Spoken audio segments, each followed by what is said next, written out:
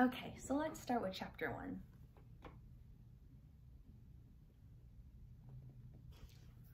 Once in a house on Egypt Street, there lived a rabbit who was made almost entirely of china. He had china arms and china legs, china paws and a china head, a china torso and a china nose. His arms and legs were jointed and joined by wire, so that his china elbows and china knees could be bent, giving him much freedom of movement. His ears were made of real rabbit fur, and beneath the fur there were strong, bendable wires, which allowed the ears to be arranged into poses that reflected the rabbit's mood: jaunty, tired, full of ennui. His tail, too, was made of real rabbit fur, and was fluffy and soft and well-shaped.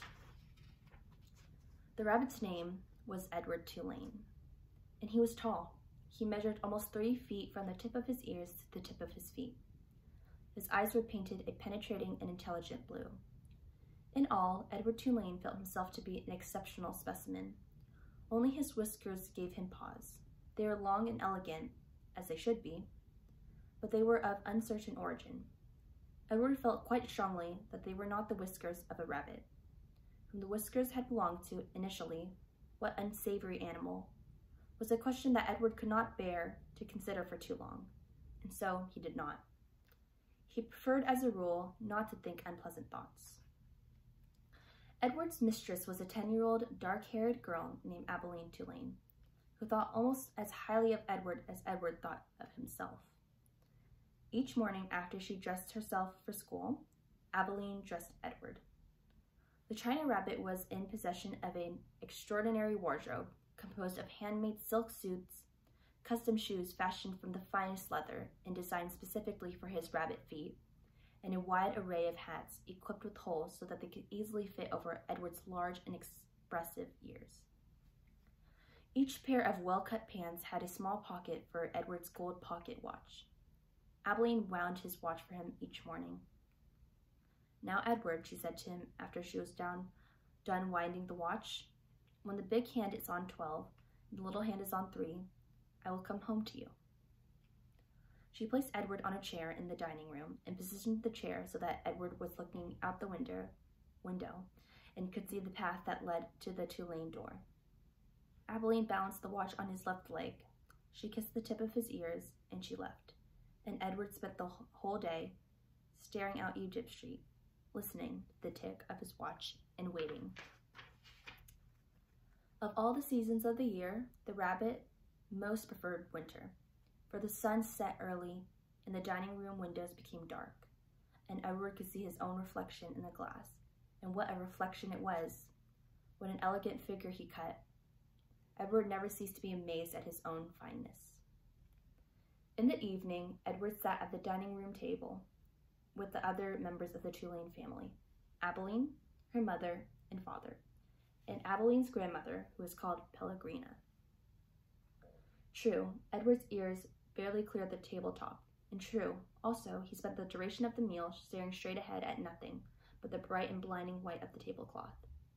But he was there, a rabbit at the table.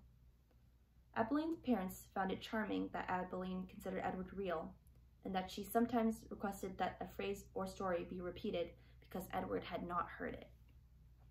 "Papa," Abilene would say, "I'm afraid that Edward did not catch the last bit." Abilene's father would then turn in the direction of Edward's ears and speak slowly, repeating what he just said for the benefit of the china rabbit. Edward pretended out of courtesy to Abilene to listen, but in truth, he was not very interested in what people had to say, and also he did not care for Abilene's parents and their condescending manner towards him. All adults, in fact, condescended to him. Only Abilene's grandmother spoke to him as Abilene did, as one equal to another. Pellegrina was very old. She had a large, sharp nose and bright black eyes that shone like dark stars. It was Pellegrina who was responsible for Edward's existence. It was she who had commissioned his making.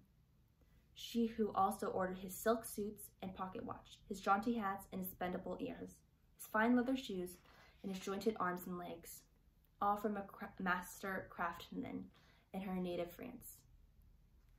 It was Pellegrina who had given him as a gift to Abilene on her 7th birthday.